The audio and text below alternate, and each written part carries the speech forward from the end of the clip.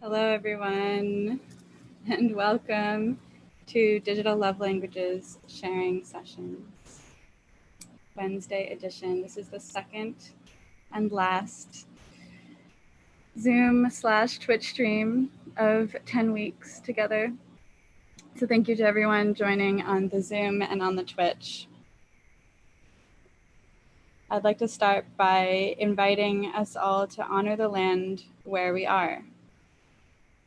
Our home during Digital Love Languages for these online sessions is physically located on servers owned or contracted by Zoom, while our bodies are elsewhere. Both our servers and ourselves take up space on unceded territories. As I personally live on Lenape land in what's known as New York, a small part of my income from this class will be donated to the Lenape Center, because being a settler on stolen land to me means many things, but one of them is paying rent. Another acknowledgement I'd like to make is that all of our social identities matter in spaces of learning. In this class, we acknowledged that COVID and Black Lives Matter has different resonances for all of us based on our social identities, geopolitical location, proximity to immunocompromised people, proximity to state violence, and to class privilege. We welcomed our current social and political context to be a part of the conversation and an influence on how we relate to each other and what we make together. This is the first time I'm teaching this class.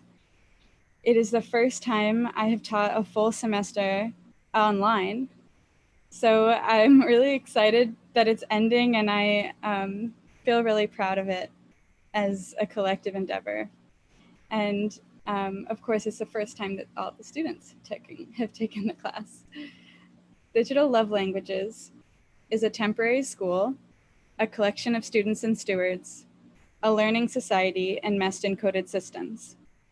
Over the past 10 weeks, the 34 students of Digital Love Languages Codes of Affirmation, stewarded by Adina Glickstein, Amber Officer-Narvasa, Max Fowler, and myself, have been studying together digitally across states, countries, and very significantly across time zones.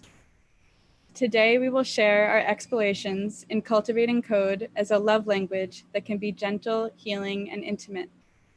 How do we want to live and unlearn in a post-COVID-19 world? And what role will we invite technology to play?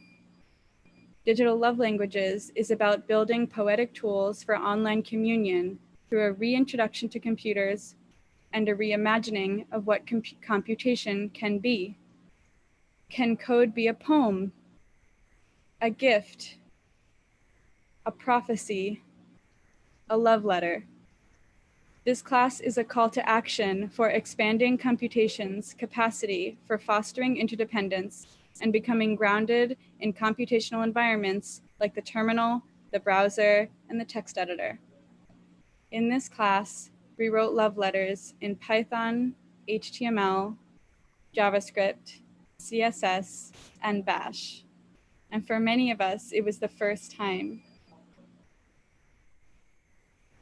Digital Love Languages at the School for Poetic Computation is an invitation to participate in SFPC as a dynamic possibility space to imagine and cultivate new learning environments with and for each other. Over the past 10 weeks, we reflected on what patterns we form as a group. How are we listening to each other and showing up for ourselves and each other? Sometimes showing up for ourselves and each other means tending to other parts of our lives and missing class, and that's okay. We welcome that as a kind of digital love language. Modern societies, our technology, and their infrastructure are shaped by culture as much by our technical capabilities. We can have a voice in these systems if we choose to have one, and we can choose what to say with this voice. With this, I would like to now invite my fellow stewards, Max Fowler and Amber Officer-Narvasa, who stewarded the Wednesday section with me, and who I have been immensely lucky to share this experience with. They will now share their reflections on digital love languages and the stewardship they participated in together. I'll welcome now Max Fowler to begin. Hey, thanks, Melanie. Yeah,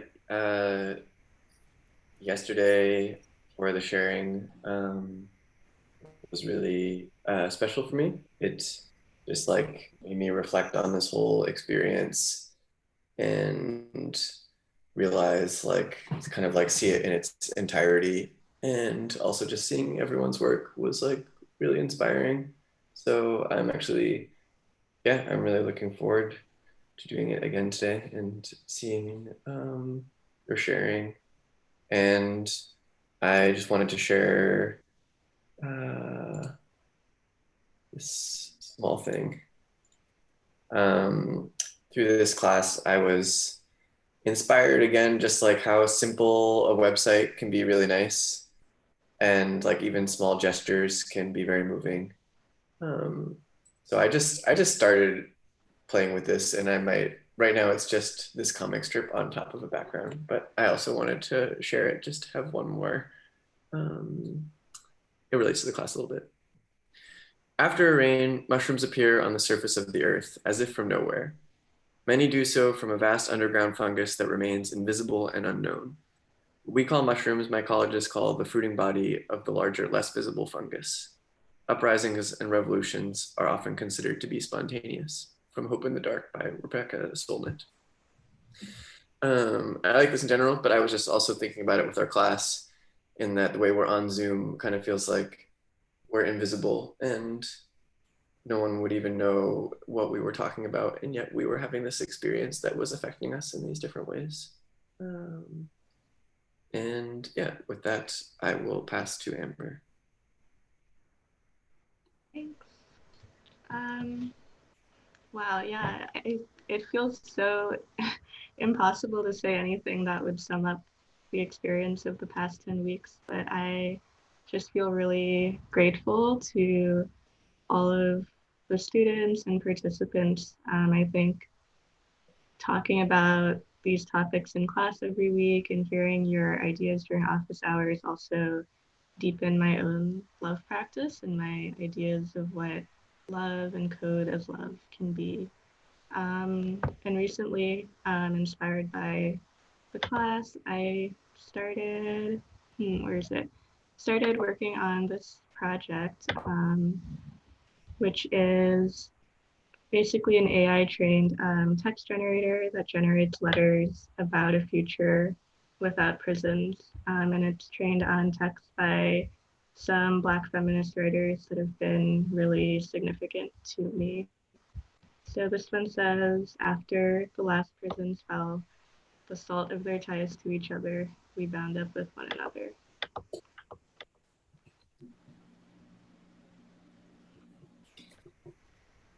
After the last prisons fell, friends, my friends are there.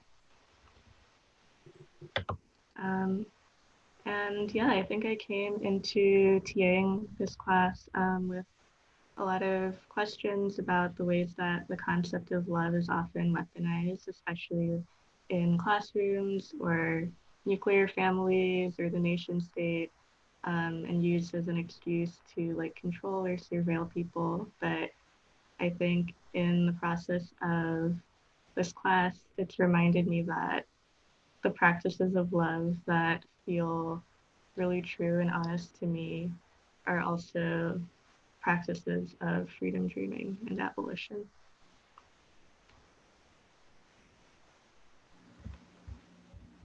Thank you so much, Amber and Max. Okay, I'll share my screen again.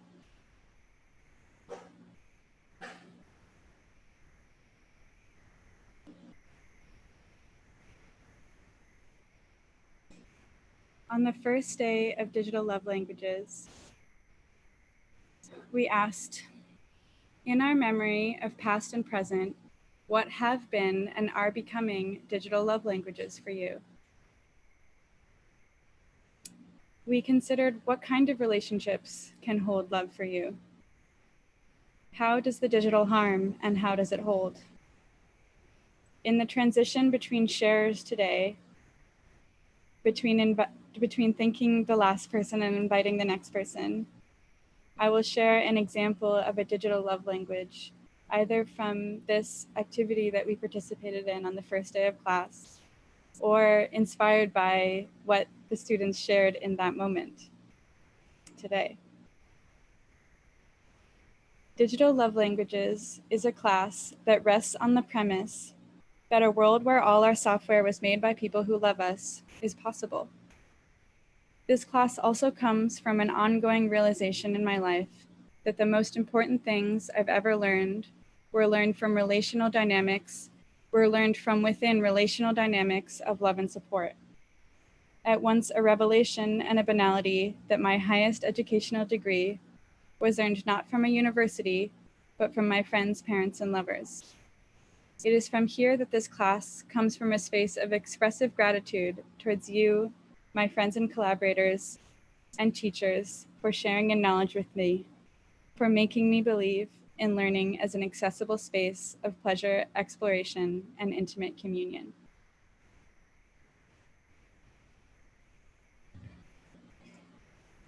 So hello to my friends, parents, lovers, and the friends, parents, and lovers of participants here that are in this chat today. We welcome you and we thank you. So many of the things that we will be shared today that will be offered by the students will be things that they have never tried before. So many of the students had never written code before taking this class. And additionally, the things that they will offer to us will be new to everyone because class time was so limited that there was never a day that we spent all sharing together. So this will be a really sincere experience of newness for each other in learning about our collective reflections on the experience. So in that way, we, the presenters, the students, the stewards, are in the same boat as you, the panelists, in seeing these presentations and sharings for the first time. I welcome you both in the Zoom and on the Twitch to use the chat to share words of affirmation, to ask questions, and share reflections on anything that you see here today. I will try my best to be active in both chats to share links that students share, and there will be time at the end of the sharing for audience participation, mostly text-based. So if you have a question for a particular student based on something that they shared, you can put it in the chat right away, and then I will be keeping track of them. And we maybe will have some time to answer them at the end. Please join me in welcoming our first student sharer, Yatu Espinosa.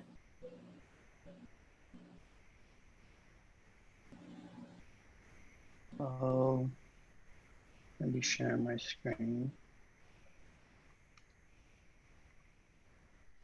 Awesome. So let me know if you don't see a green screen. We see it. Thank you everyone for being here. I want to start us off by conducting kind of a ceremony, if you will. It's going to require your physical hand, attention, and thoughts. If you see the green screen, I ask that with your hand, you put one of your fingers on the screen.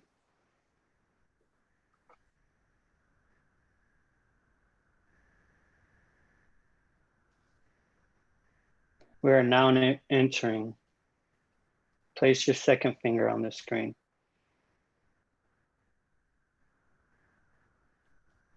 Let's continue contributing by adding the third finger.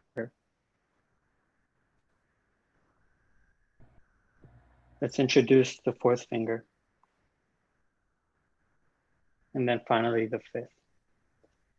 And if your screen has the size for it, rest your palm on it too. And once this is done, please close your eyes. We have now all entered a deeper layer of connection. One where we are in each other's imagination. I once mentioned in class, if we were all thinking about a memory we share, are we together? So I ask everyone to take a moment to think about a memory of when they felt loved.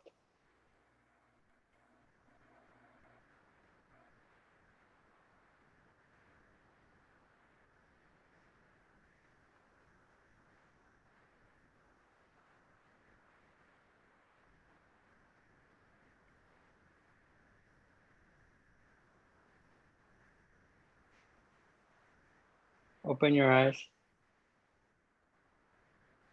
and keep your hands on the screen. Thank you for this energy. You can now raise one finger.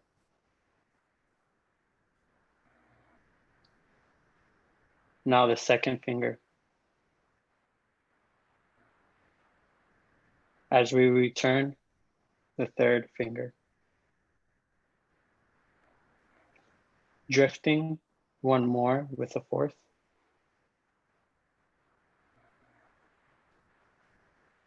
And let go of the last one. We're back. I welcome the chat as a place for anyone to express how that felt. I won't be able to read them all out loud, but others can read the expression to themselves, now this time, asynchronously.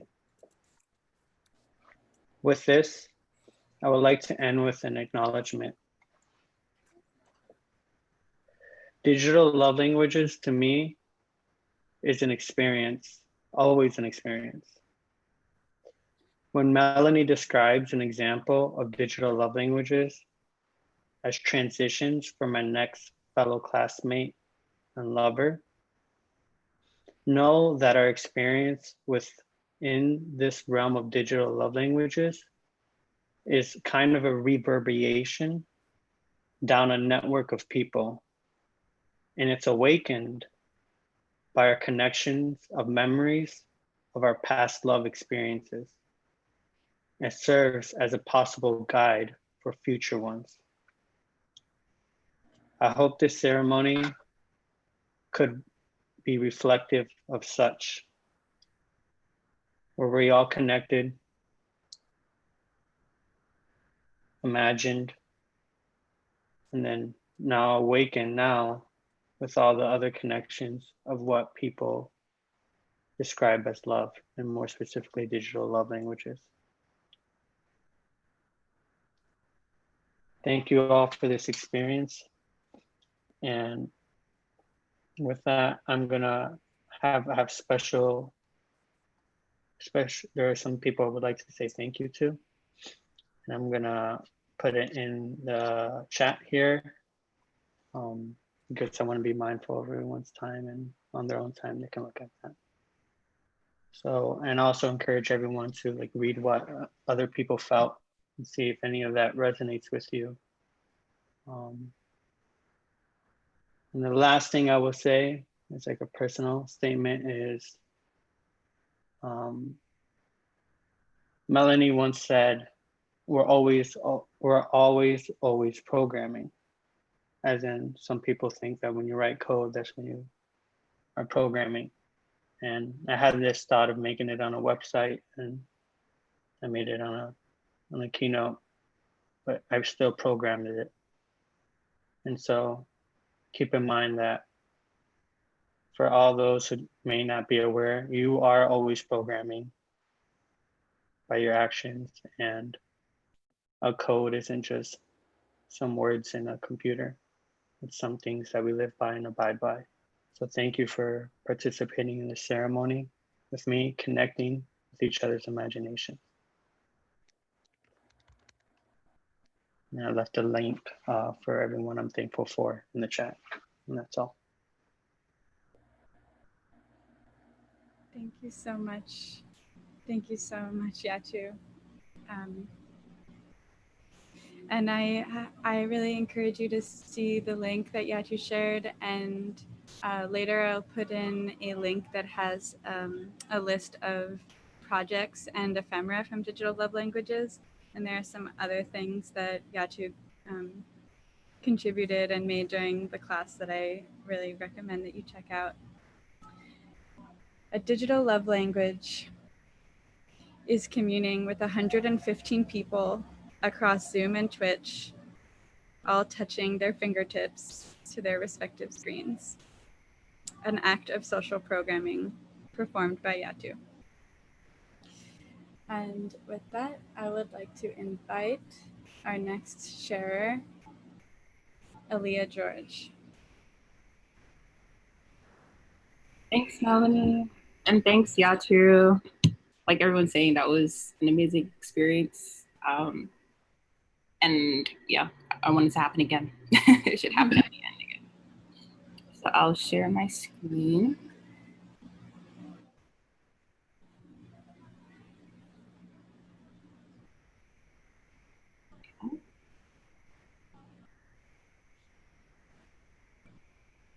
So today I'll be talking about my project, an ongoing project called Device Healing.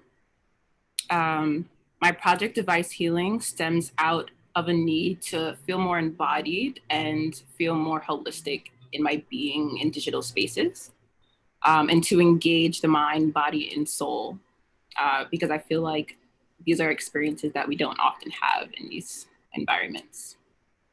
And with rational thought processes, gaining merit over the spirit and the body, those aspects of ourselves are often rendered invisible or ignored. So this is a website that I'm working on, Device Healing, heal the energies in the networks. Device Healing calls for enchanted new rituals and interaction with mystical energies in digital spaces that clear and renew the energies of human and more than human agents. So you'll be able to choose your device, and this will be ongoing, and it will be based on the natural elements that are components within our devices and that can be charged and healed and also connected with the spiritual energies.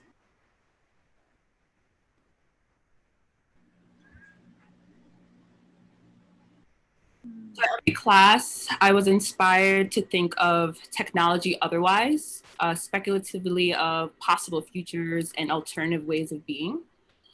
I believe to think and practice radical otherness, we need to re-enchant our lives and the materials that we engage with. Perhaps creating stories and magical realities are not creations at all, but a discovery of what we've forgotten. The transformation from rational consciousness to the mythical and magical is underway. Rituals, mythology, and magic can be brought within the human-computer relationship.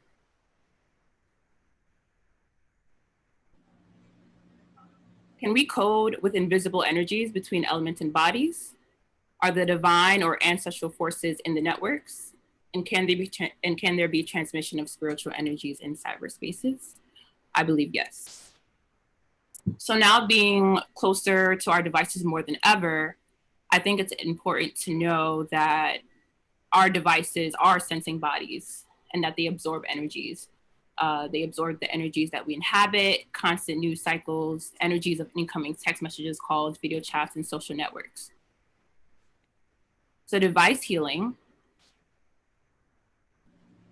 is an in-progress project that houses rituals and healing practices that heal the energies in our technology and the connections that we have across them. In discussions with digital love language peers, I was reminded that the machine's components are earth elements. Sapphire and rare earth elements, metals, are two components of Apple products.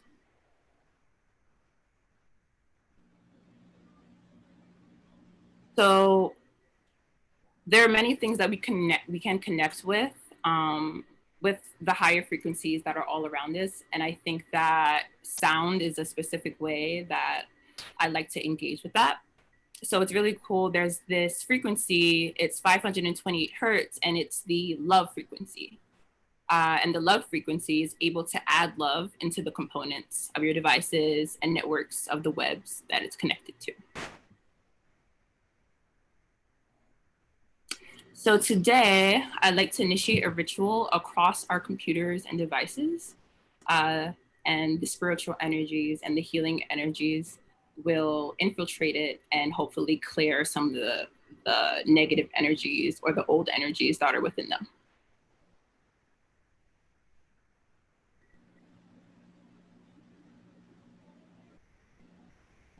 The love frequencies is one of the rituals, and I plan on adding more to them, and having it like an archive of the ways that we can heal with our devices.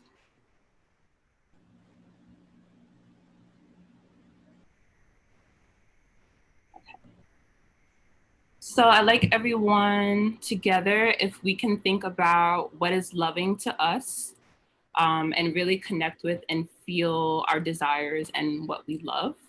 I think for me, over past quarantine, it's been a process of figuring out what I really align with and resonate with. And hopefully that the love frequency can help us and our devices in gaining more love.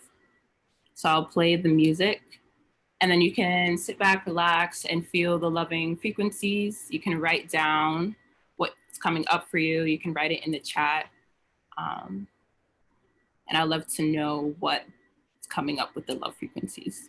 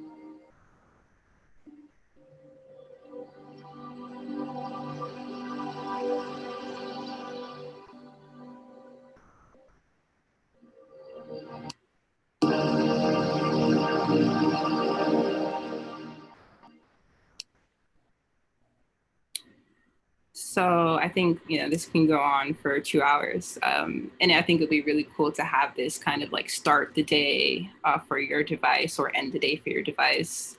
And then seeing all of those energies and see what happens if, mystical things happen on our devices. So the website will hold more rituals and digital and physical for people to heal their energies in their digital spaces. And I'll also work on more like sound compositions that focus on the frequencies also. And hopefully it can be something that people visit every day and a ritual to do. So I'd just like to leave everyone with a quote. It's by India Maye, a poet. Who are you truly? You are energy, that's all. You must begin to own a strong sense of self that is not influenced by anything else. You are energy. And thank you. Thank you, Alliah. Thank you, everyone. A digital love language is sharing an archive of device healing meditations with 115 people over Zoom and Twitch. Please join me in welcoming Claire Zhang to share next.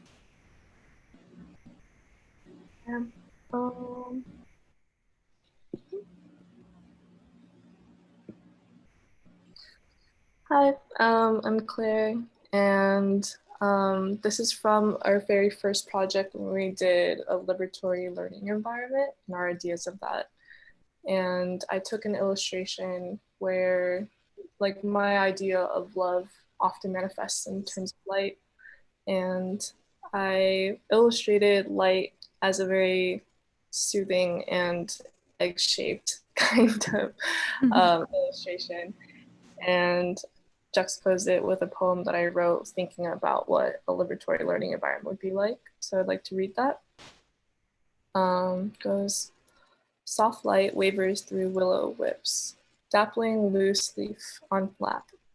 Light and shadow on the same circle, words a feather on pucker lips. Gently sleeps, dreams keeping close by. Sound, a stroke, a caress, consciousness extending past double self. I will cut my words 2 inches above the end. They will mend and grow with patience. I will not fear the word love. I will instead remember beyond my fingertips, there is breath. And in the beginning of the class, I was thinking about it in a very conceptual kind of way. Obviously, I haven't learned much about how I was supposed to think about, or how I wanted to think about the internet and digital love languages itself. And throughout the class, like, I kept returning back to this poem and thinking about how when I had no connection to it at all, how I was thinking about it was through all this like light and nature and just like wind imagery and stuff like that. And that freedom through digital love languages for me manifests in a way where things grow like organically. And thinking about how we can use organic imagery and organic inspiration for uniting like my practice as both a writer and a designer. And yeah, thank you so much to everyone and for this. I'm really grateful for this class, and it's transformed the way that I think about it as a space. Think about both the internet and just the digital space as an actual physical space. And that's really changed the way I think. Thank you.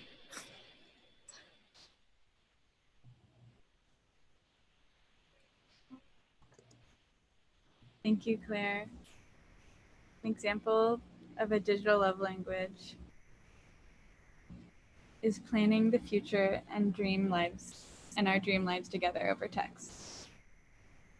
Please join me in welcoming the next sharer, Julia Bell. Hi everyone, I'm also going to share my screen.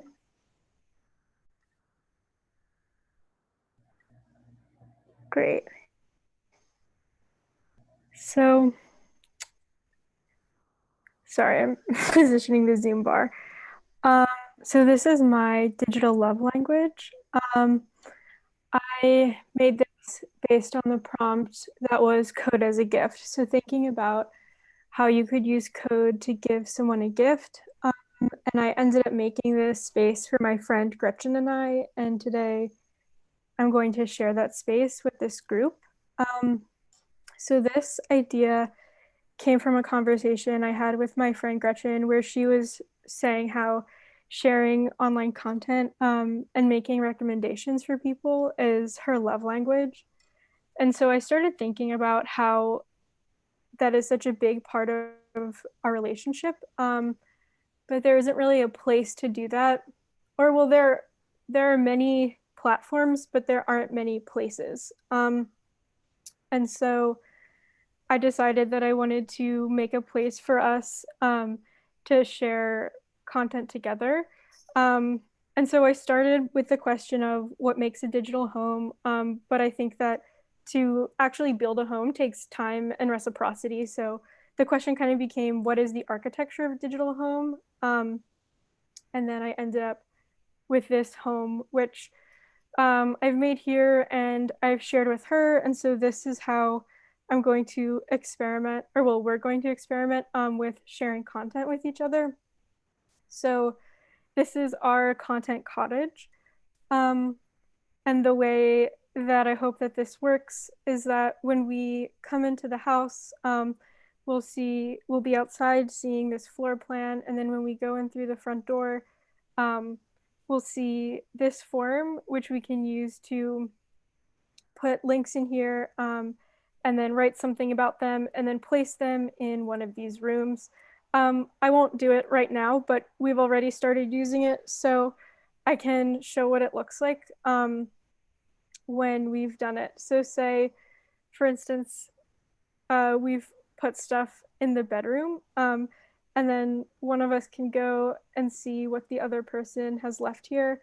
And so she left me this artist website by Petra Courtright. And so a lot of what I was thinking about when making this was kind of trying to think about what makes a place online. And so I thought I was thinking about different things of why a place is so important. So first of all, like having just like a stable piece of architecture that you can return to and use to contextualize what's inside of it. So say, for instance, like if you were looking at a painting hanging on the wall of a museum, that context would change how you think about the painting versus if it were tacked on a bulletin board in someone's house. I also like the idea of having a place that was more permanent, that you could come back to over and over again, and that you could use as an extension of your relationship with that person. So as you're building this place together, you're also building your relationship with them. And so I was pretty inspired when making this by, well, a few things, but thinking about the platform Arena, which we both use, like how it cultivates a calm and quiet space. I wanted to take that energy, but make something that was just for the two of us alone, that we could share with each other. And so I shared this with Gretchen, and we've started using it, as you can see. And I think that a lot of what I've said, I guess, are kind of half answers to the question of how to build a digital home. I think that like we'll keep exploring this as this grows. I mean, I think that we've talked about other things that we could add, like there could be a new wing of the house that we add when she starts grad school to put her readings in. We could like have a swimming pool and only put our dreams in the swimming pool. We could have a fireplace to burn things. Like there are a lot of places this can go. And yeah, I think that this is a partial answer to the question of what is the architecture of a digital home. And then I think the question of what actually is a digital home is something that we would explore when we're actually using this. And yeah, the only other thing I wanted to share is that, so there's a room in here that you can't see in the floor plan. And it's the man cave. And so you can actually post things here, but if the URL contains the letters MAN in consecutive order, then they'll go here. So this, I kind of cheated because I found this article about Paul Manafort having gout to test it. And here it is, just to show you this small corner of our home. And then to close, this is our booking information.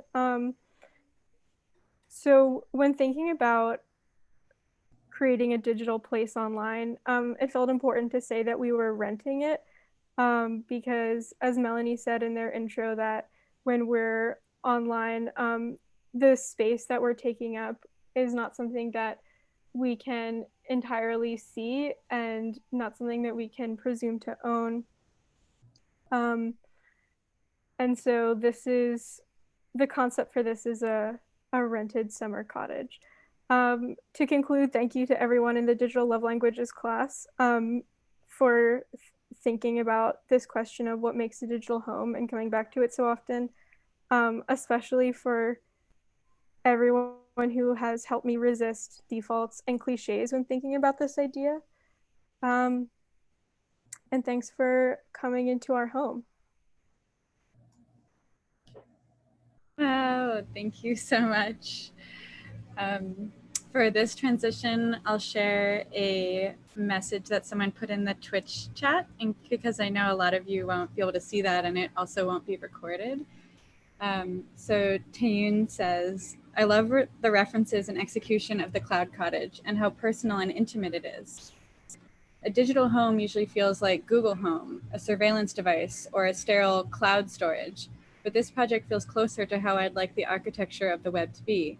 And totally rolling out the door, I think rolling on the floor laughing because of the man cave. So please welcome me in inviting Kaeli Streeter to share next. I'm going to share my screen.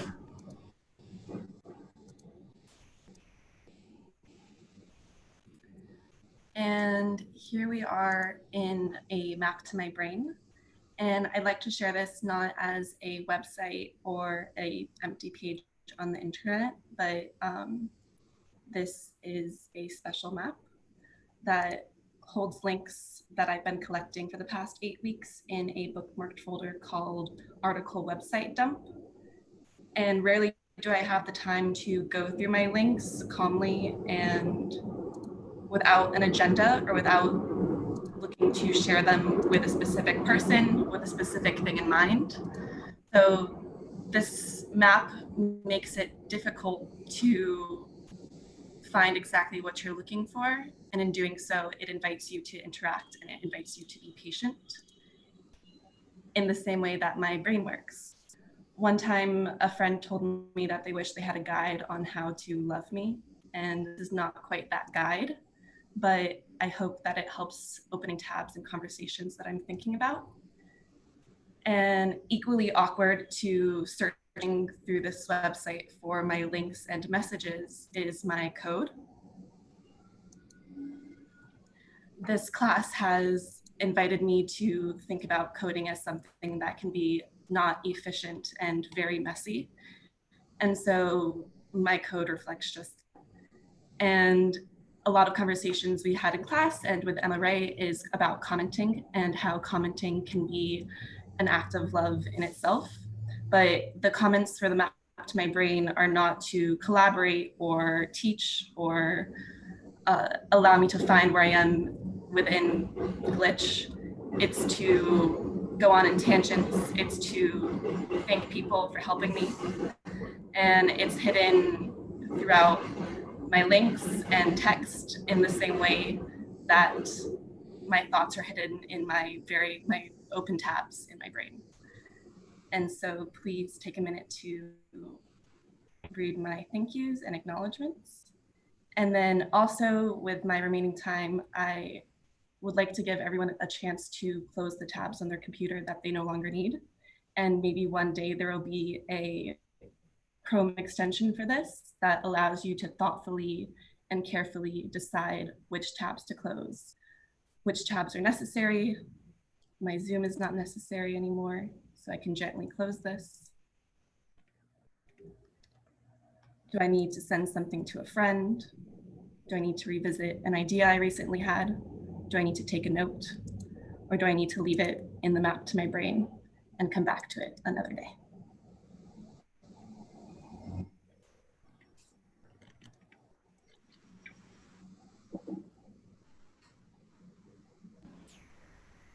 Thank you, Kaeli. A digital love language is gently closing your tabs, but not the one that includes source code as thank yous and love notes. Please join me in welcoming Jean Cho to share. Hi, everyone. I'm just going to share my screen. So I made a little slideshow, and today I'll be sharing some of the code that I made as a gift for my parents.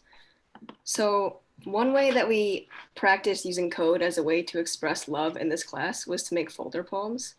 And folder poems are poems that make use of the file structure on computers, which add a bit more interactivity as the reader navigates through it by clicking the folders or typing in commands in the terminal.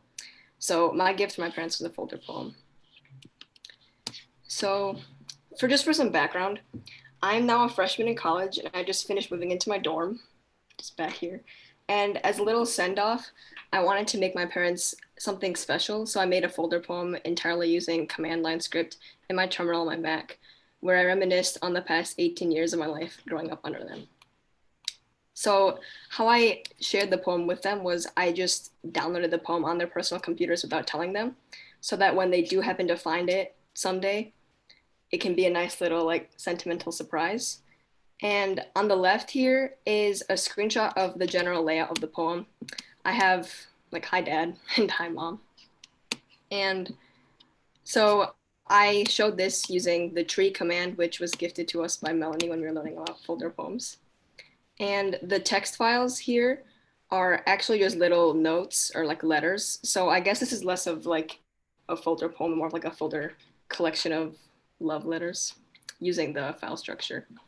And here on the right, I included just a bit of one of the text files that is in here for my mom.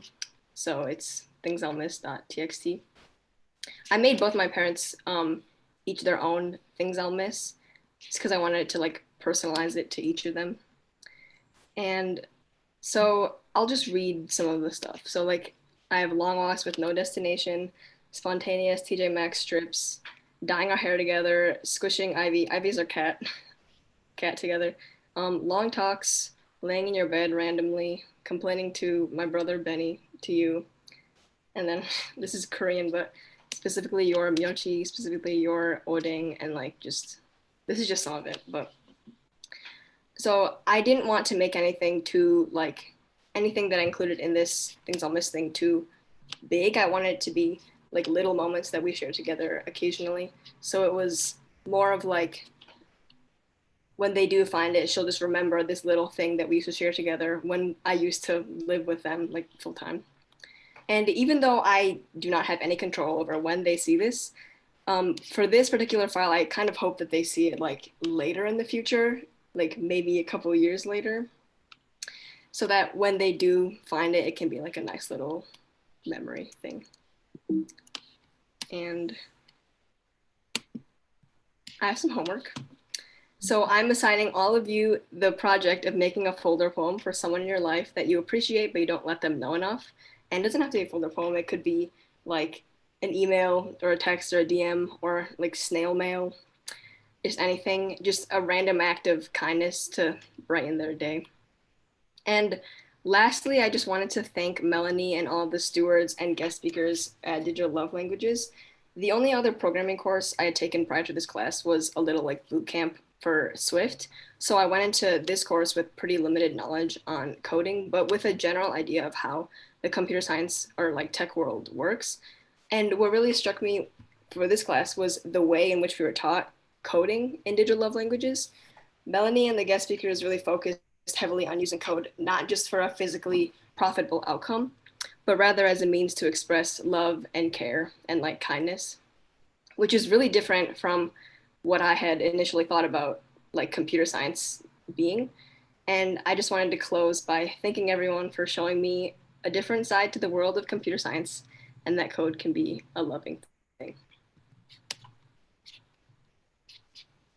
Thank you, Jean.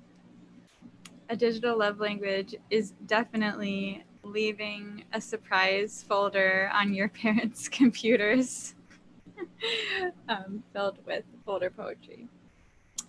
And I'll read a message from the chat. So Azur says, I'm a mom of 9 years old and I love this.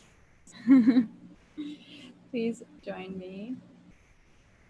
Oh, it's my turn next. Okay, so I'm going to share our class webzine and invite, after I share a little bit about it, I'll invite Max, Kara, and Masha especially to add on to how I speak about it. So incredibly, when I was planning this class, I didn't imagine that we would have this event. I thought that our sort of culmination of digital love language would be a collective webzine. But what happened was that we did both. So we both have this sharing event to commemorate and our graduation of digital love languages. And we also have a webzine. So I'll share with you that now. And it has a unique URL, of course, but I just want to point it out that on the class website, it will always be linked there. So if you forget the link to the zine, you can just find it by going to our class website. And while we're here, on our class website is all of the materials that were shared, almost all of the materials that were shared in this class. So, there's a way in which you can almost take this class now and even like after the fact. There are some private things, but a lot of it is just really wide open. We also have a blog that is truly incredible. So I really, both for the students, I think that some of the students might not have seen that there are blog posts here. And so I really recommend that you check them out too. So we have a blog here. And then back to the webzine. So the webzine is here. It is the URL digitallovelanguages.github.io, and I'll put that in the chat as well. So welcome to Landscapes of Love.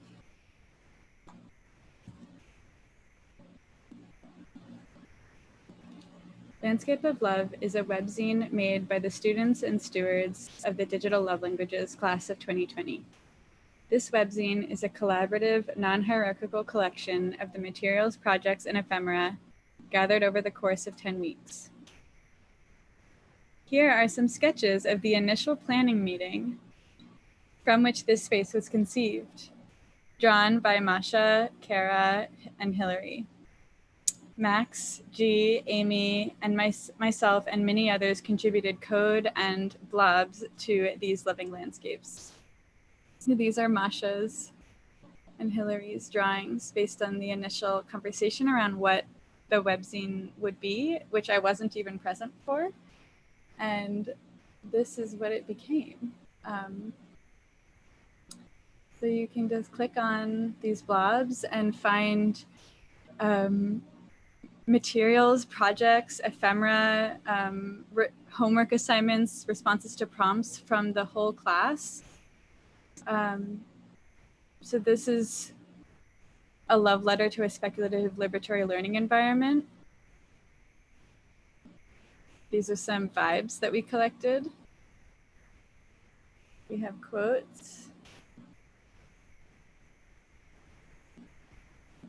looks, vibes, more looks and vibes. So there was one assignment where we created a generative message in Python and we sent it to another student. So that channel, that collection is called Passing Notes. So we pass notes in class. There are also all the people of the class and how they describe themselves. This is a digital love project by Yatu, the website for their mom. This is a reflection on what learning, growing, reaching, and extending their code learning journey felt like.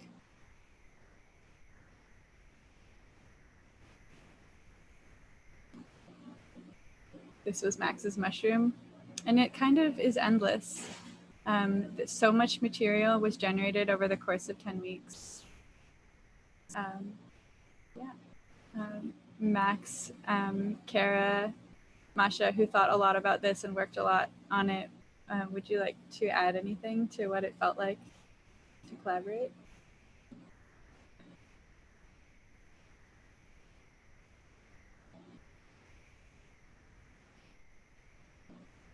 I think it was really amazing that I think Kara can speak more to that, but the blob was an accidental starting point that really took off and seemed to have resonated with everybody in the further meetings, but it was like on the margins of the first conversation.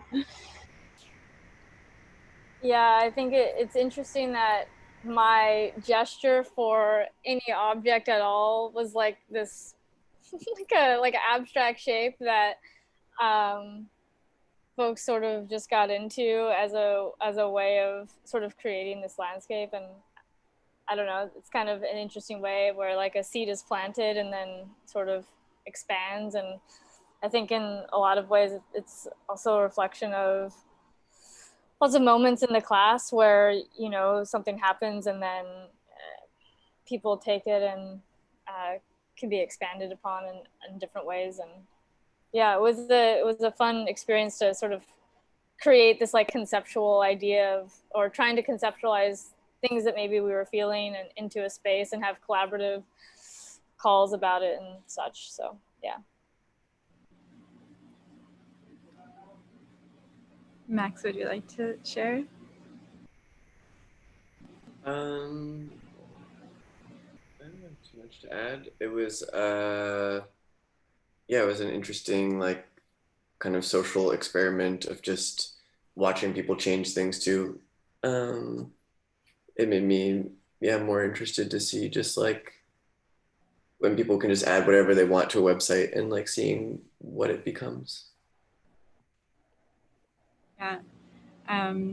Yeah, it was really quite something to for this class to learn to code websites over 2 days total, 2 or 3 days total. And then just thinking of myself, if I had spent 3 days learning how to code a website for the first time and then was thrown into a collaboration with 34 other people, all contributing to the same GitHub repo, and I hadn't really learned GitHub before, I can imagine like it's just such a, yeah, I really just appreciate all of the peers here who helped work on it with me in any capacity and take that leap of faith to try something after you just learned it.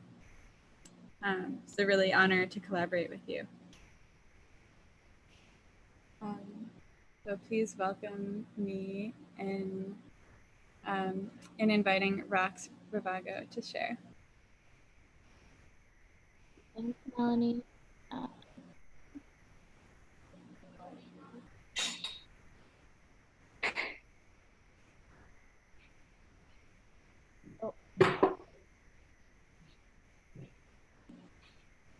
Can you guys?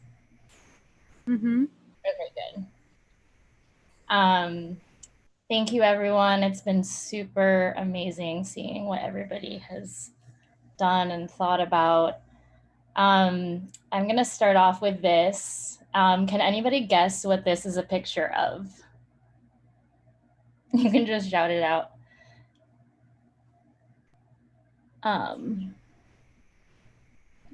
one? Okay. Wait, I have a guess. Okay, guess. I don't know, but is it like the post office's website, like their first website? No, actually, this was the very first e-card invented in 1994 by a woman, Judith Donath, who was then a doctoral candidate at MIT. So in her thesis called Inhabiting the Virtual City, she described the electric postcard as a simple concept. On the postcard site, there are a number of images. You choose an image, you write a message, you fill your recipient's email address and send it off. The recipient is automatically notified by email that a card awaits them. Upon going to the site and giving the claim number to the postmaster, the recipient is presented with a page showing the chosen picture and message. By 1996, so 2 years later, nearly 1.7 million electronic postcards had been sent.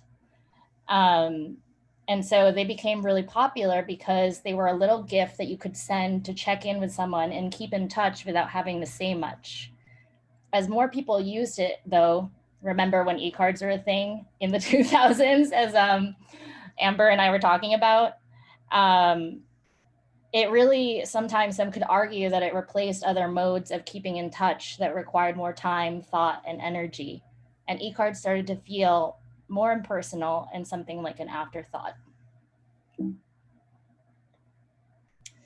As I thought about what I wanted to share for our last digital love languages class, two questions kept coming to me. To quote our steward, Melanie, what if the software we used was made by the people that love us? And to quote a project that was shared in class, what might a generous and thoughtful interface look like? Inspired in my own life in making a care package with my friend Selena for our dear friend Daphne, who recently got married, I then married the original idea of an e-card with the analog idea of a care package to create a corner of the internet where e-cards could have a renaissance by intentionally reversing their make it quick and easy mentality and create instead a deliberately slow and thoughtful experience of making, giving, and receiving care packages online. So this is a care package from me to you, to my digital love languages class.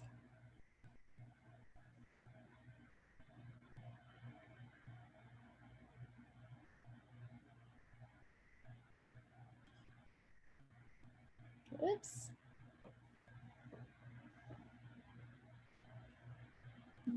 Sorry, as I'm navigating.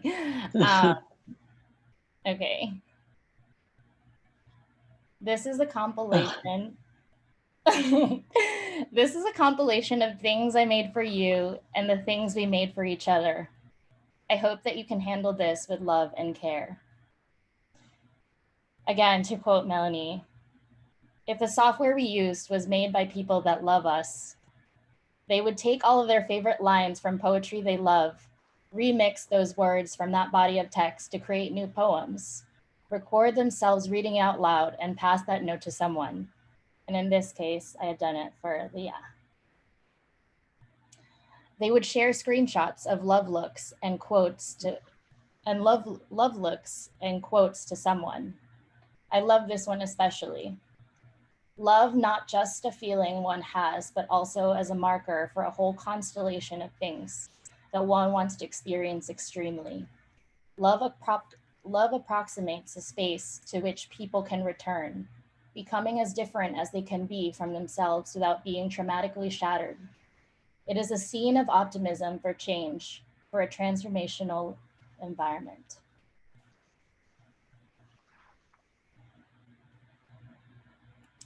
They would share in real time what a digital love language was starting to look or feel like for them, and consequently cause Google Slides to glitch and freeze up because all of the love pouring into one slide. They would write folder poetry for each other.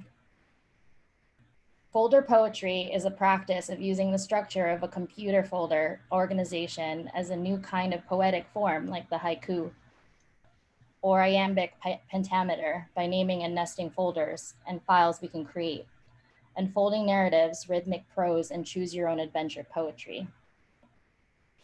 They would send more love looks. Because I accidentally clicked one, it was initially something that I had created on Craigslist, where you can generate new fake Craigslist postings out of randomly pulled real-time Craigslist titles. And I had read something on the misconnections page of Craigslist where it said "girl on the G train," and I thought that was super poetic, that I wanted to recreate it.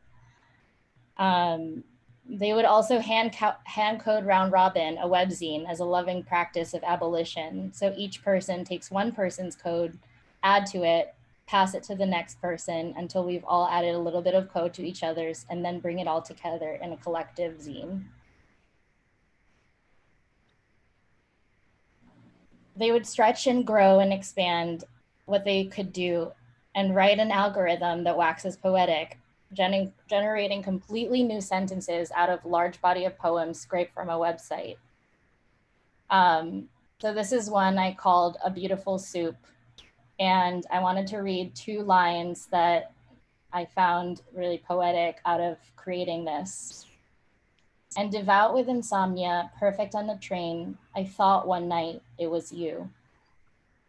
We simply blur into the larger soul 2 souls can make.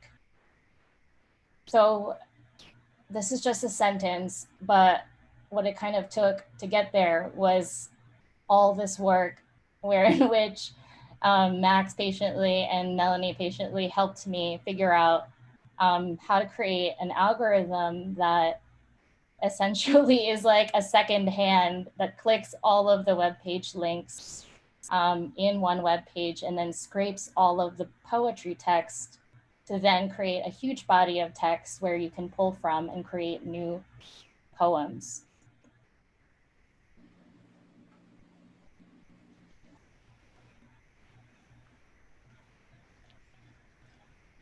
They would create a landscape of love webzine, which you guys had just seen. More love looks.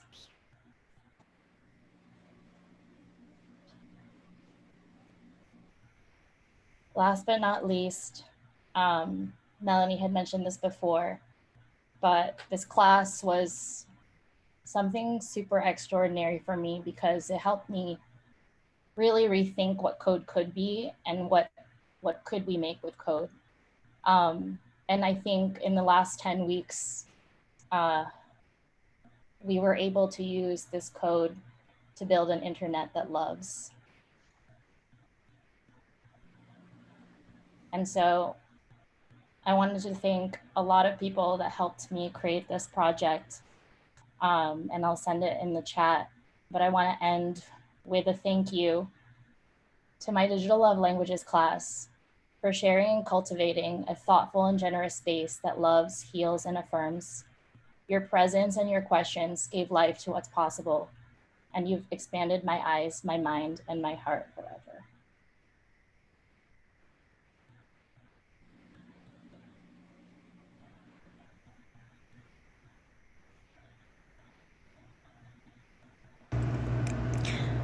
She is to respond, love. She is, I told you I was not afraid to love you. She is, instead of reacting blindly, she is, this is not curiosity. She is understanding. She is writing art. She is find the balance. She is grateful. She is much of my confusion and sadness came from. She is, I fell apart many times. She is burdens, is what will make us feel lighter and more. She is, you have a right to me. She is an agreement to make. She is wars. That's it. Thank you. Thank you, Rox.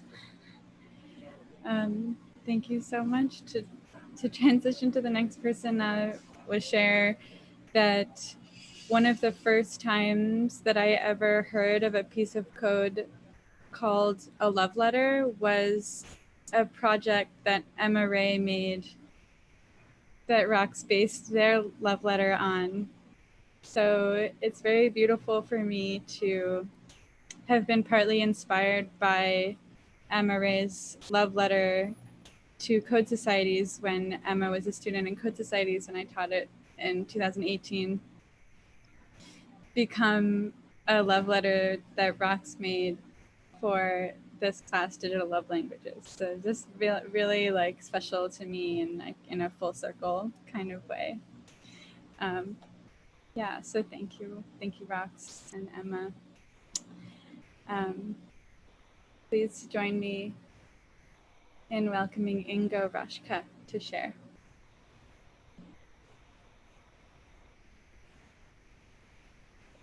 Hello. Hello. How is everyone doing? Okay, so I'm not screen sharing, I'm just doing my screen. Everyone seen it? Okay, thanks. Cool. So mine's really small and the presentation's probably gonna be short, but this is my project, it's this shape. So this is a shape that you can cut out and you'll get this. And you can put it together like this and it makes this shape.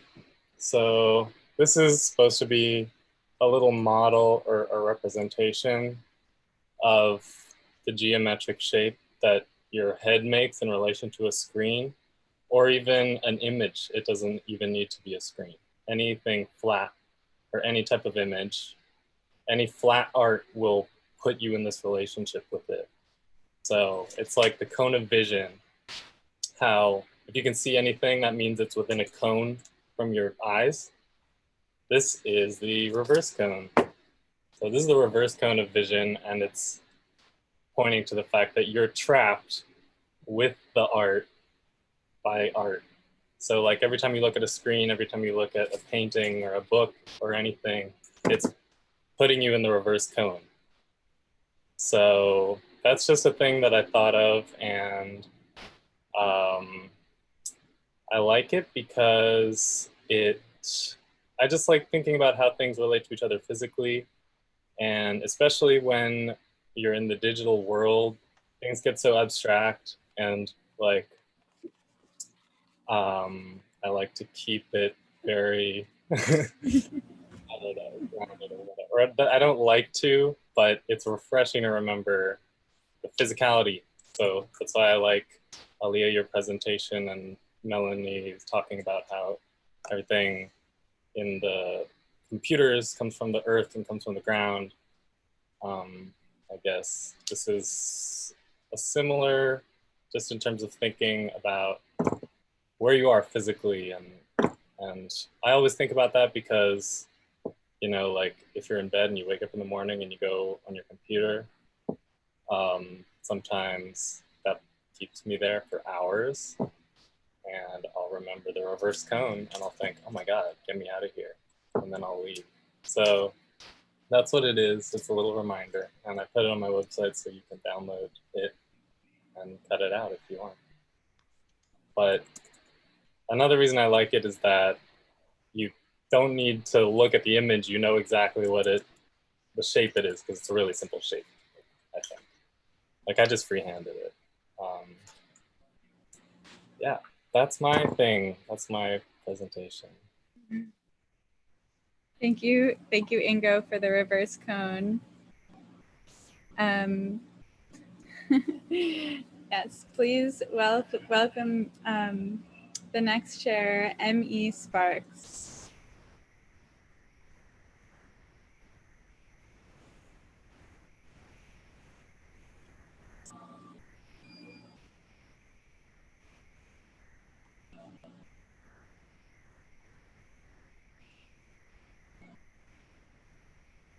Emmy, are you on mute?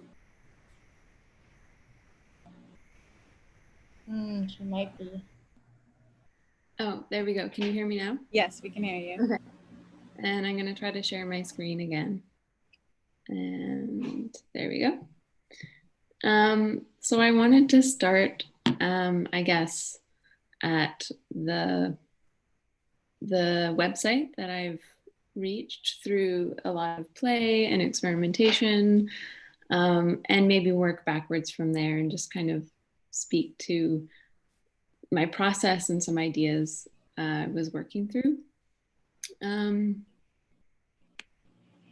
So this, my website that I've made as a gift for today, I took the prompt to make this gift for a fellow artist, or really a gift for anyone who finds themselves sitting in their studio, sitting at their desk, sitting at their kitchen table and looking at a blank page, a blank screen, or a blank canvas, and kind of wondering what next. So I wanted to give a gift to that person to kind of move past that feeling, perhaps. So the website at this point is called Blank Page Melancholy. I wanted to make a single page site just to kind of explore how to make a web page. I haven't worked with programming or code before this class. So the single page that you enter says, no need to come up with an idea right now or today or tomorrow. Rest, put down the brush, wander without consequence or commitment. There are no promises to keep. Read, observe, or simply examine the undersides of your eyelids. And if the viewer chooses to, they can then explore different buttons on the site. And I wanted it to kind of be optional and not, not a must-click button. Anyway, so each button has a Python-generated poem. I was quite taken with the natural language processing that we were learning and the poem generator codes in Python that we were writing. So each of these words on the site moves through different ideas, reminders, reassurances, or just kind of open texts, I suppose, for the viewer. There's, I think, about 8 kind of hidden within here. The 2 texts, here, maybe I'll go smooth this for now. The 2 texts that I was working with from, when I was thinking about the blank page melancholy, it reminded me of a term from Jan Verwert when he described the melancholy conceptualist. So on my site, I kind of have a backside page that isn't really meant to be an obvious entry, but is kind of like a works cited, a little bit of an about. So Jan Verwert describes the melancholy conceptualist in this quote here. The pressure to succeed, which modernism's dedication to relentless avant-gardism has already introduced, is now experienced even more acutely. As a result, we now have the tragic figure of the melancholy conceptualist, alone in an empty room, waiting desperately for a revolutionary idea to come to him or her, or worse still, waiting for the next idea to come, trying to reinvent their work after their first success. And when I first read that in a really great essay of his, it was so heartbreaking, and I felt so strongly for the melancholy conceptualist. So this site, I suppose, is kind of for them to say, no need to come up with that idea right now. It's the fun part of the site, I suppose, is like seeing the generated text. So I just screenshot a few that really sparked an excitement for me. So I'll just go through them maybe slowly. You can read on your own.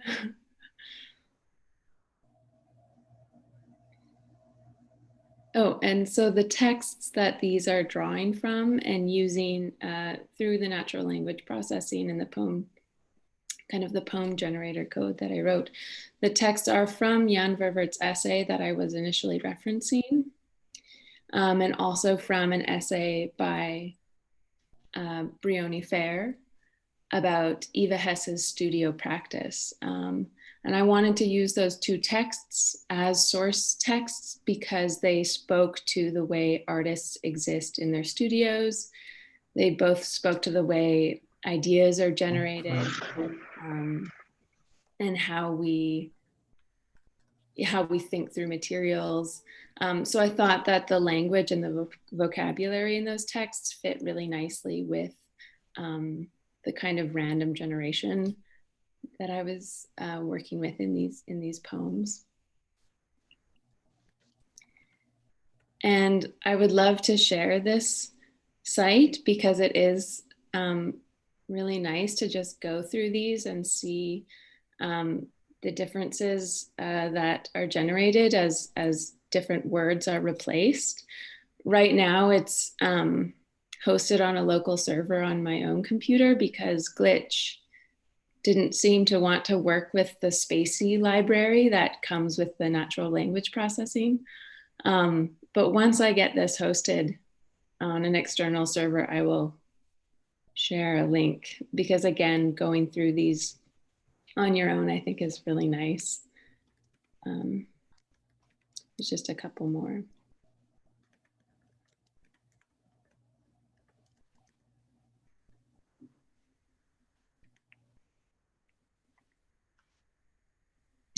I liked this one as my final image of, again, these are just screenshots of the site, but close the blinds, turn off the project, red references, warm opposite. In this darkness, I imagine I sleep.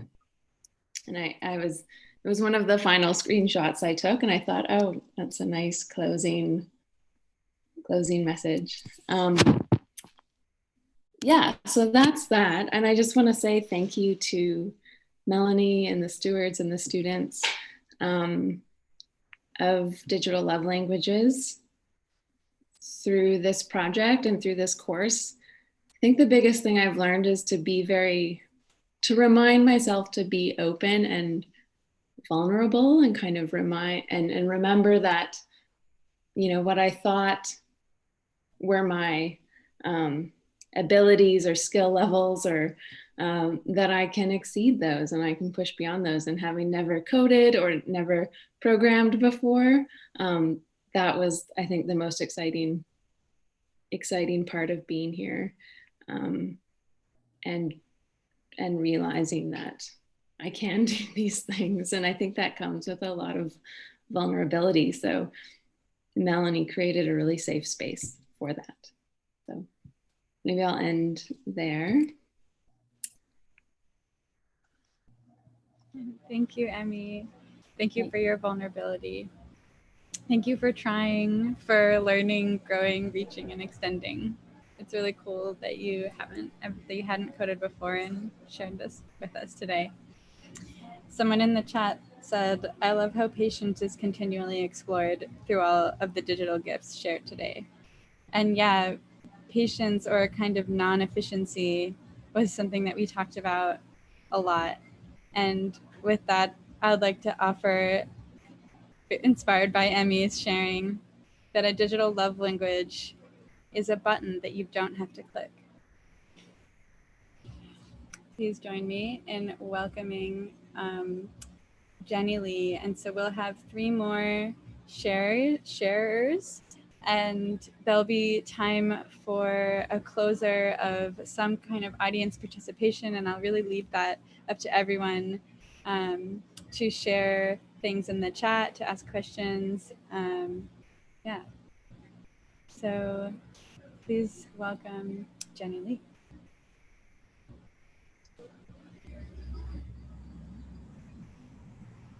Okay. Hi, everyone. Before I start my screen share, I would love for everyone to do a little activity with me. I'm going to drop a link into the chat for all panelists and attendees, and it's going to be a collaborative playlist on Spotify. So if you have a Spotify account, if you could please follow that playlist, and in the next minute and a half or so, add 1 or 2 songs that you would love to share with everyone in the group. And I will check back in after.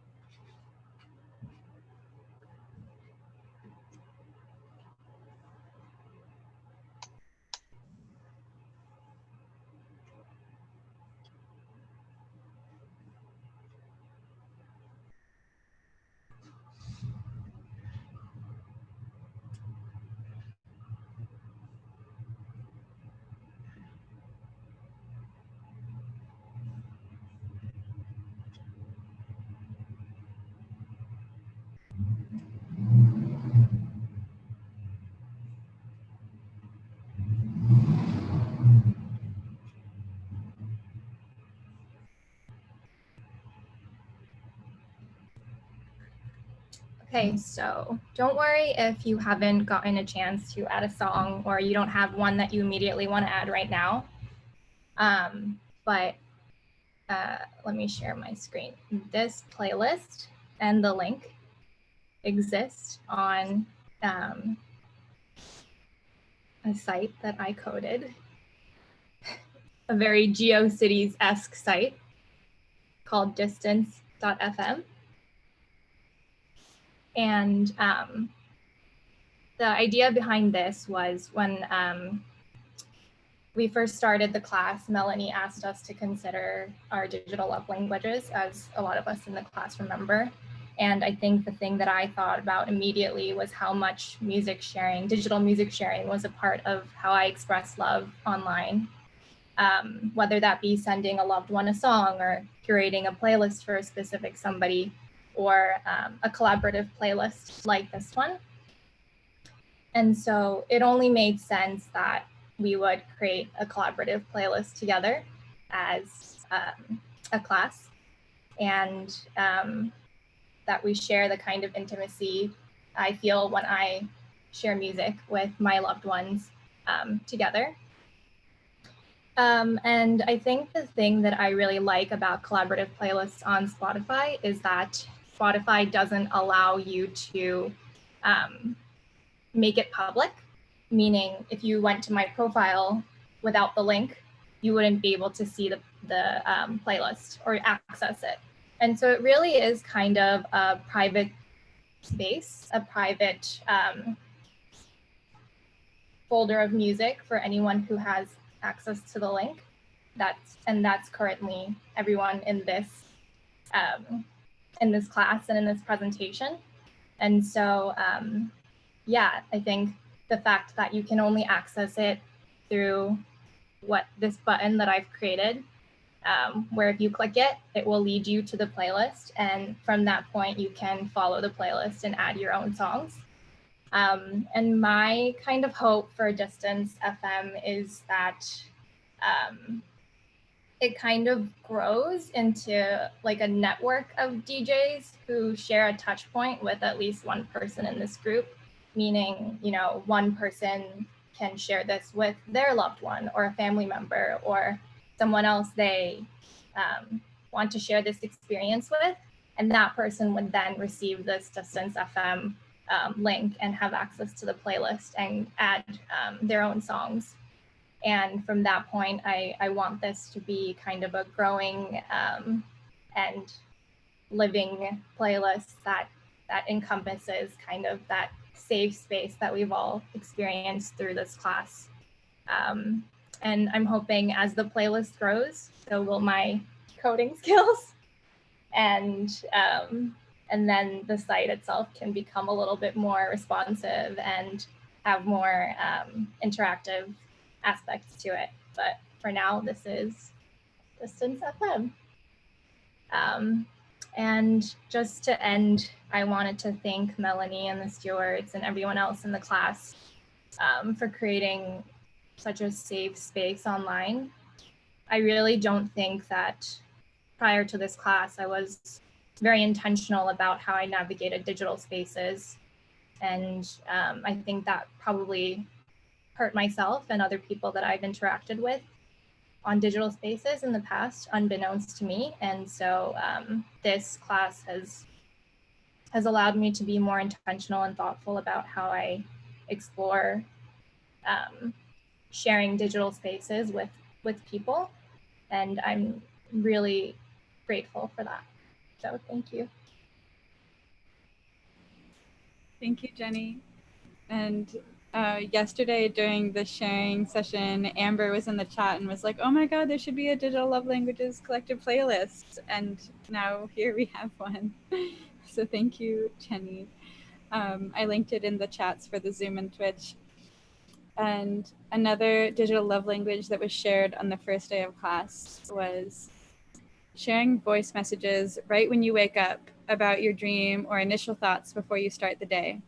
It's almost like waking up next to each other. Please join me in welcoming Vanessa. Is Vanessa? or our last share, Masha and Kara. Wait, Vanessa has maybe come back? Vanessa, are you sharing? Oh yeah, sorry, I got disconnected for a bit. Okay. Okay, Vanessa. Yeah. Welcome, Vanessa. Yeah. Hang on, let me share my screen.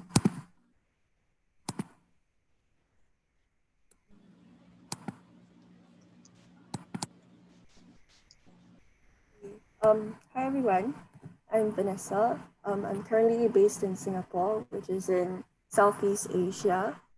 And actually it's close to 7 where I am, so this is actually my first speech of the day.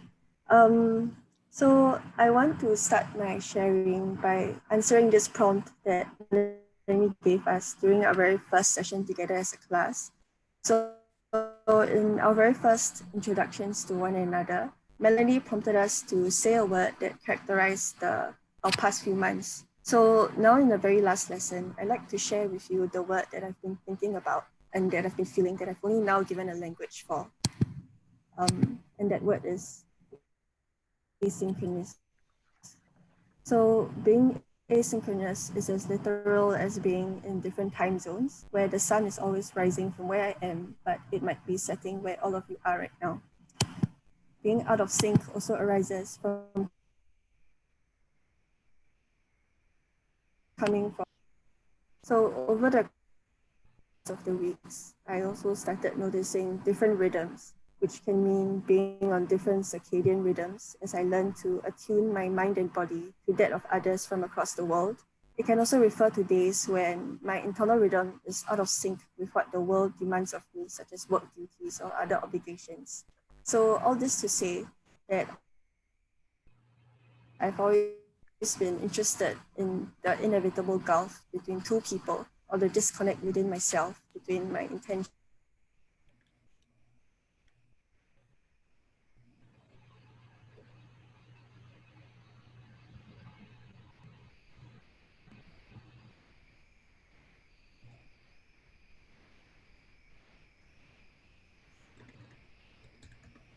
in my action.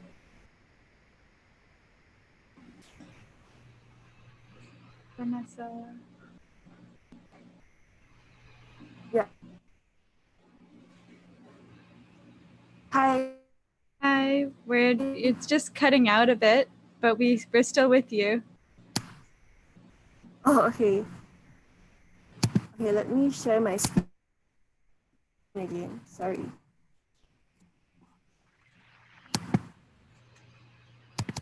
Can you hear me? Yes. It's just a little goes in and out, but we're with you. Everyone. Oh, sorry. Okay. Yeah. Okay. Sorry. No, don't be sorry. So on that note, I made a news reporting bot called Mystical that's hosted on Telegram, which is something like a messaging app like WhatsApp or Facebook Messenger. So it's made for my closest friends, honoring the stories that they hold close to them, as well as the indigenous stories of my land in Singapore. So Mystical was made by scraping different web sources closest friends love, which they emotionally resonated with. So the premise is that instead of receiving pings from news channels with anxiety-inducing headlines, why not receive soft pings in the form of mini stories and happenings?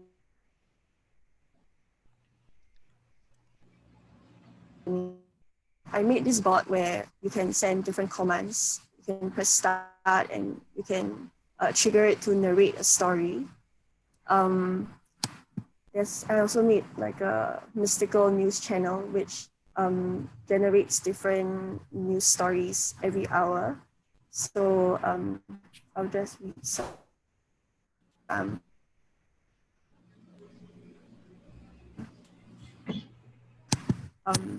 GOP voices rail against Trump.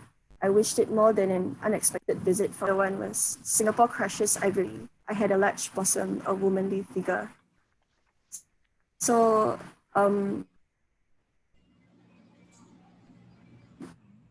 languages and how they would like to receive love and care over the digital medium. A lot mentioned that they would like to receive personalized text messages.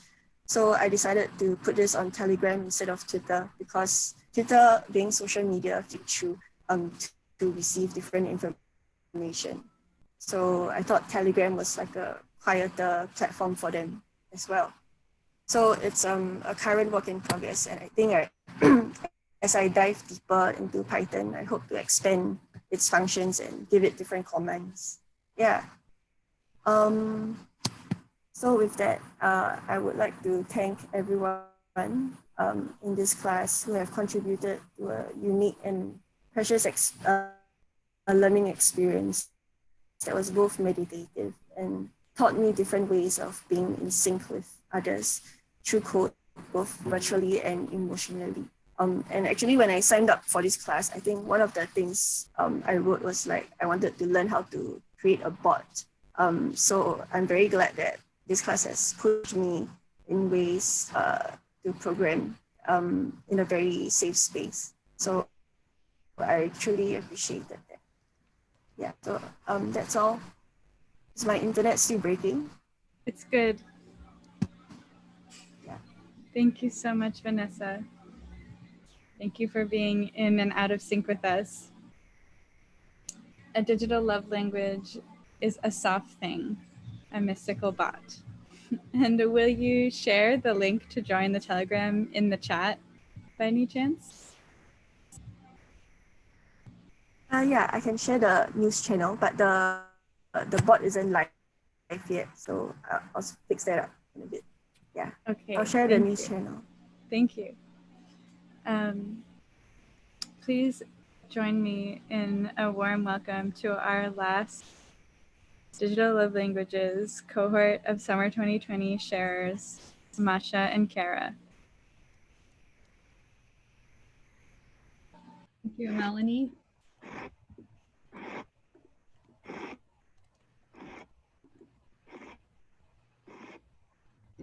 One moment.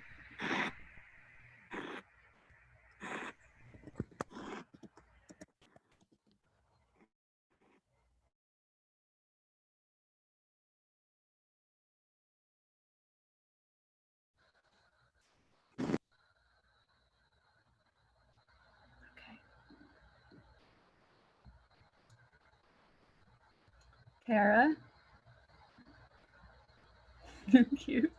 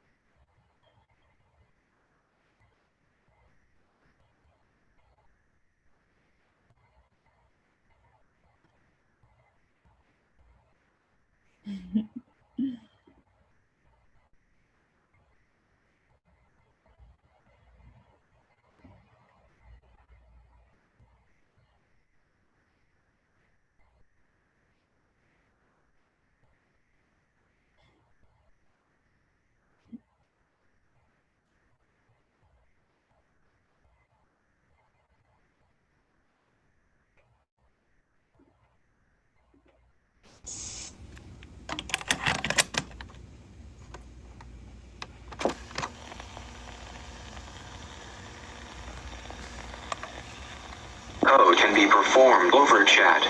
Set different phrases, randomize phrases, define some as variables, print some later, define message equals.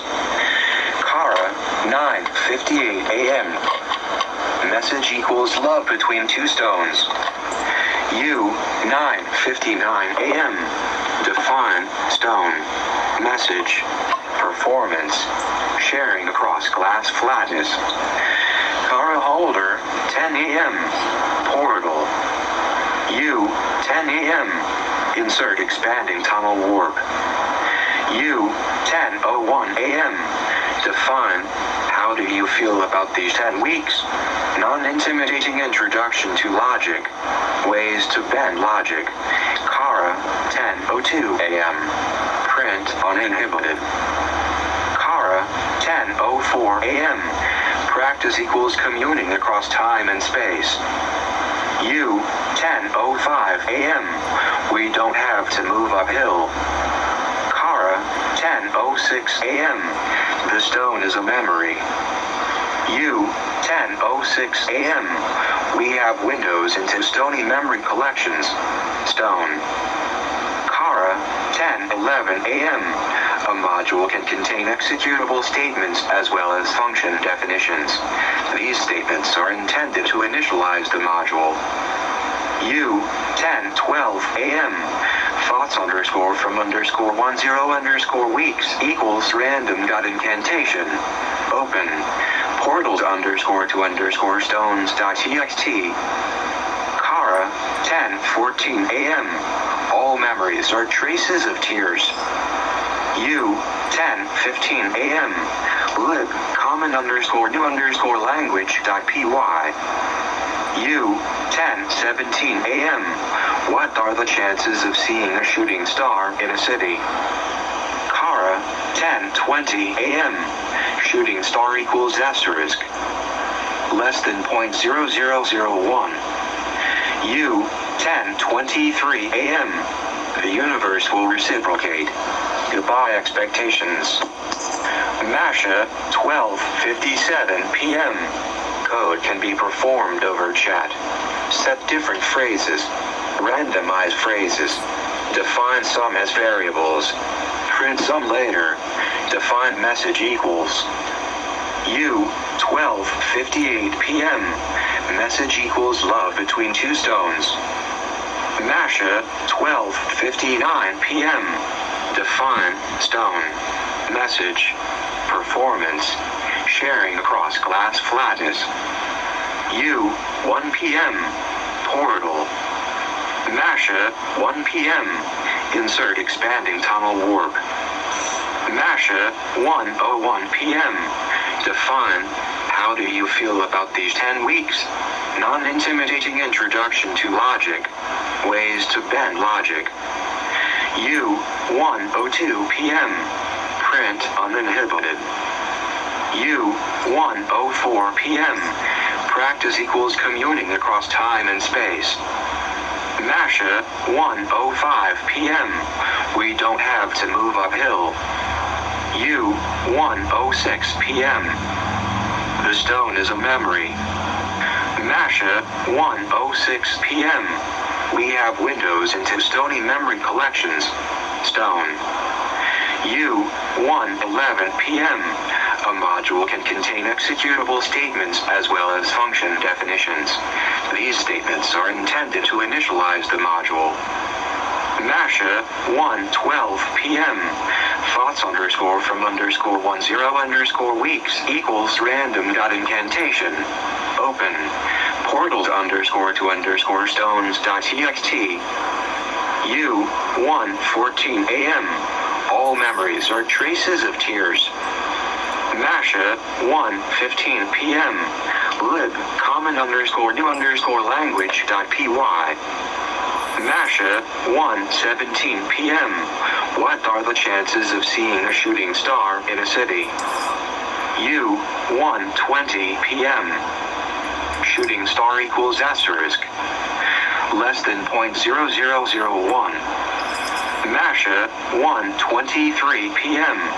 The universe will reciprocate. Goodbye expectations. You, 10:47 a.m. Always on the edge.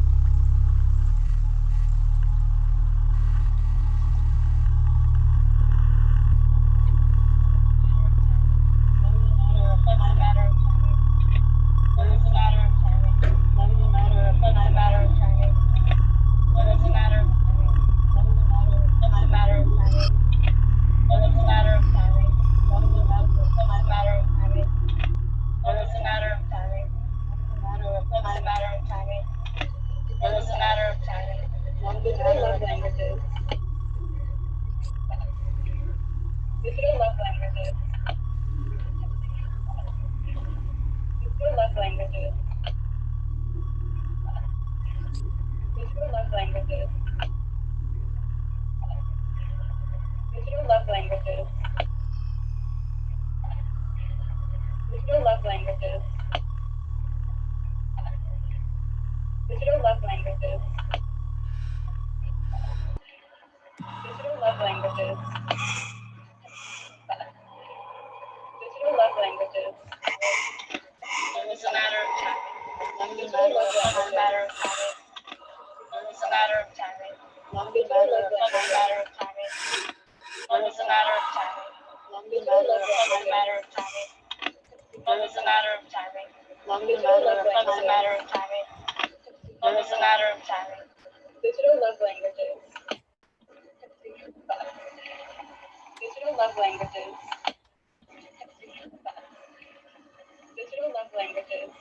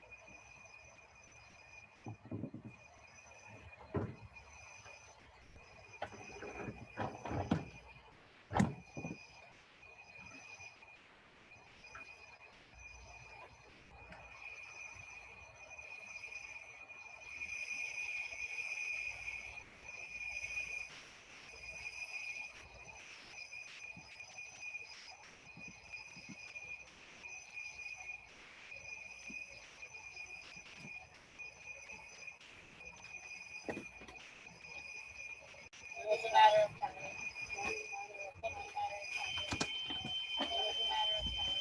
Digital love languages. Digital love languages. Digital love languages. Digital love languages. Digital love languages.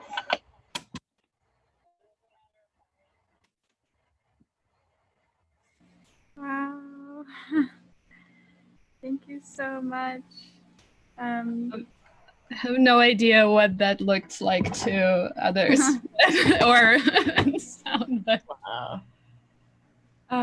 it looked great. It sounded great, and we were able to read it when you zoomed in. So thank you for doing that.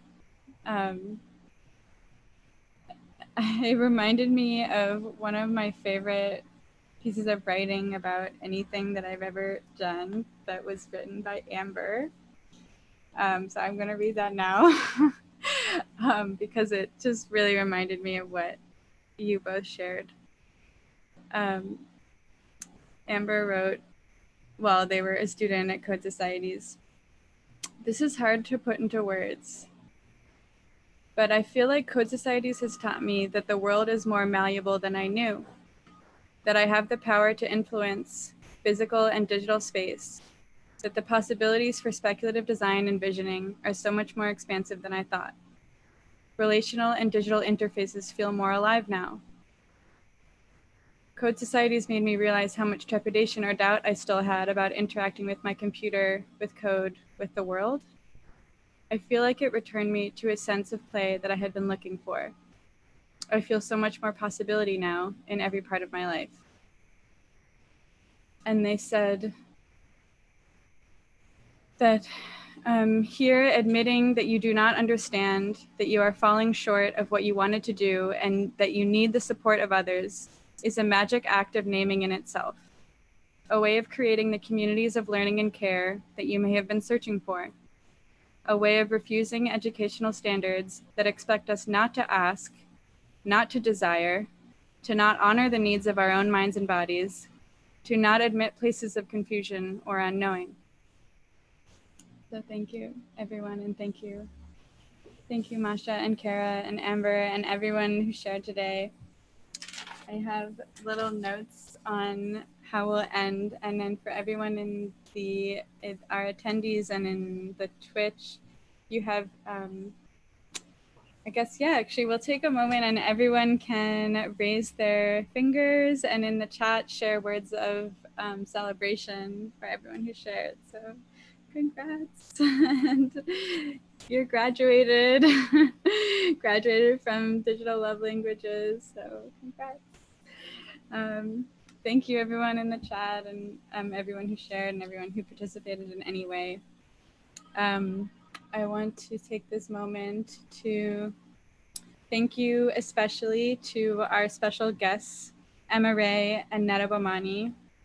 Thank you also to Allison Parrish, Nema Gathiri, Dan Taeyang, Olivia Michaela Ross, Laurel Schwartz, Sigai Tefese, and Olive Bufu, Nahi Kim, Taeyun Choi, and Fei Lu for being direct influences and contributors on the material shared in Digital Love Languages.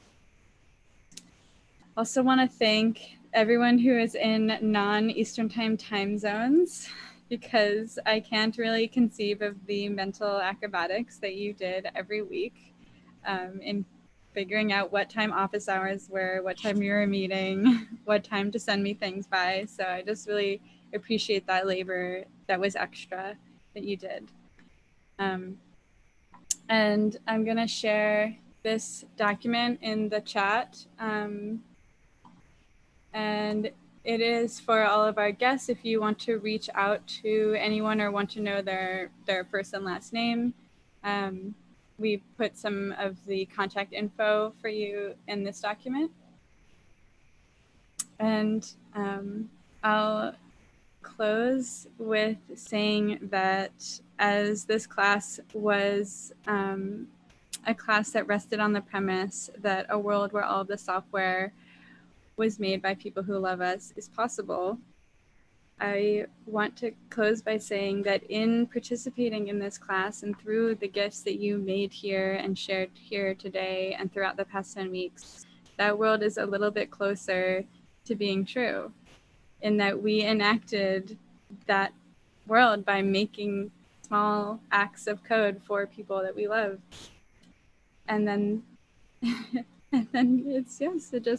we just participated in that a little bit. It's not even a speculative thing anymore. Like we moved one step closer to it. So thank you for bringing us a little closer to actualizing that world. So yeah, I don't have anything else planned. Just invite people in the chat and students to share anything that you would like to, as we are coming to our last moments of all being here together. And although the chat, our Slack will be open and our website will still be there and our arena will still be there, this might be the last time that we're all on screens together. If anyone's in New York, let me know. I'm happy to social distance hang. And if anyone wants to meet up in any other countries that we're in, definitely reach out. Yeah. So, okay, so Tayun asks to the students, how will you continue the practices of digital love languages after the class? It's a hard question.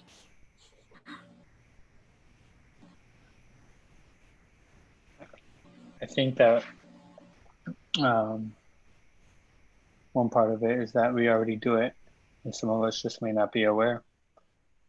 So I think it's more so building an awareness of what digital love language is and furthering our education of what that could mean. Then therefore we can see different ways of engaging in it. But I think for the most part, we all already do it and we will continue to do it. It's just how you look at it. But I know that can be like a blanket way. Welcome that can be a blanket explanation. Welcome other perspectives as well. Doesn't make mine necessarily true. I think similar to Yatu about awareness, what I learned a lot from this class was that code can mean many more definitions. And similar to what kind of you shared earlier today, Melanie, about how this developer had like reached out to you about that thing that you'd posted, and how you're saying, you know, we're programmed to make code efficient and just deploy it, but our class has helped him see that there are other definitions of code, and then there are other ways of expressing code through, or expressing poetry through code, or art through code.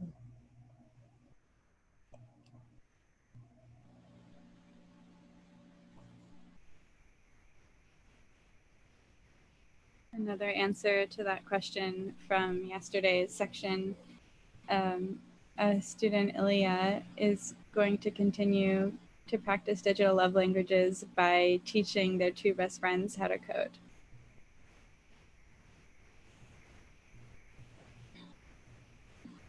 So for everyone who's here, we'll close by taking a class portrait.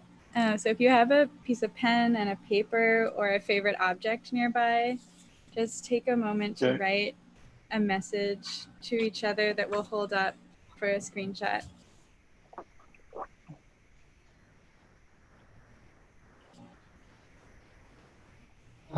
And while you're doing that, I'll read a comment from Justine, who was a student in the Tuesday section and is live on the Twitch. Justine says, "One massive thing I took away from this course was the practice of challenging defaults. We were taught that computer screens didn't need to be rectangular or hard. They could have been translucent or round. Folders and documents on our computer screens could have been oysters, and folders could be oysters and files could be pearls. We don't need to use the defaults of the office space for our computer environments." Justine says, "So I'll keep practicing digital love languages by continuing to challenge defaults."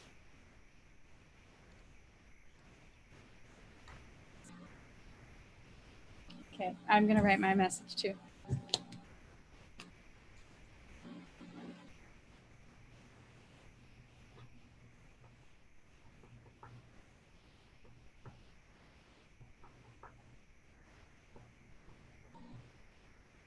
Rox in the chat says, "Yes, Justine." Justine, I know you're on the Twitch. Okay.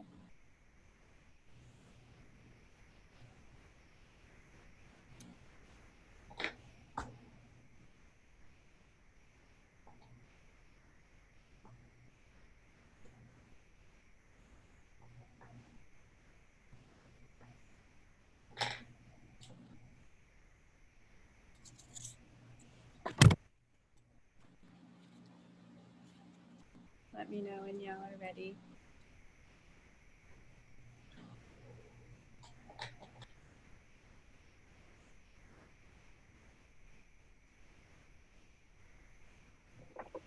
Does anyone need more time? Yes? Okay. Give you one more. You know, if there's a way to like mirror the text? I actually don't know. Yeah, I don't know. Maybe we could flip the image, like in Photoshop. Oh, like yeah. post? Post.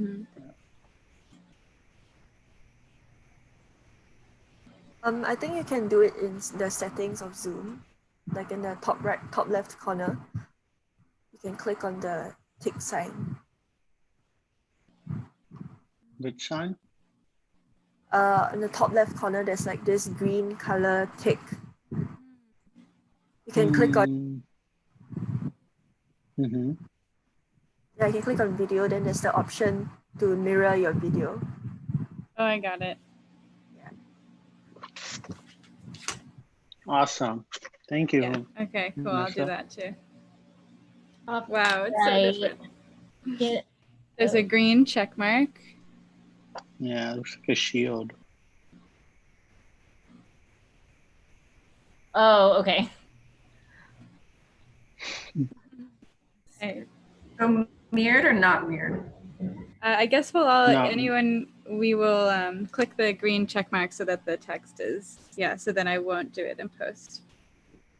Yeah, so you uncheck mirror my video. Yeah, uncheck mirror. Does anyone need more time? No? Okay, we ready?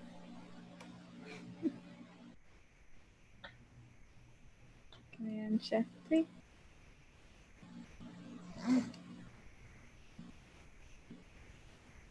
I'm backwards still. Oh, never mind, I'm not.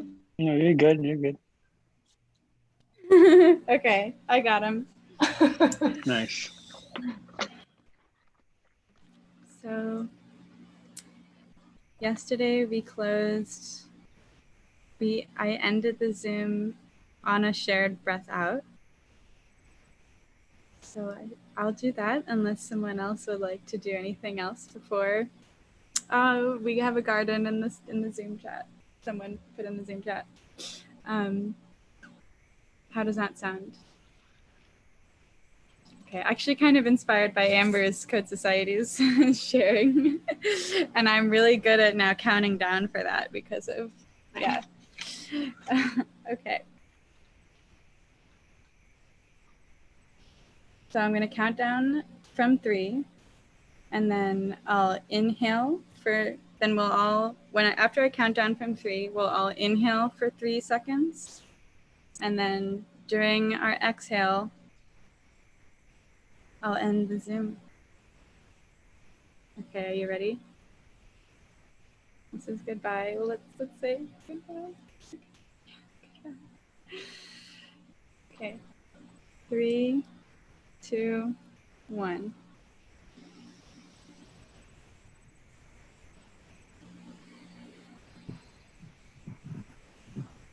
Oops, it's done. Okay, we're going now.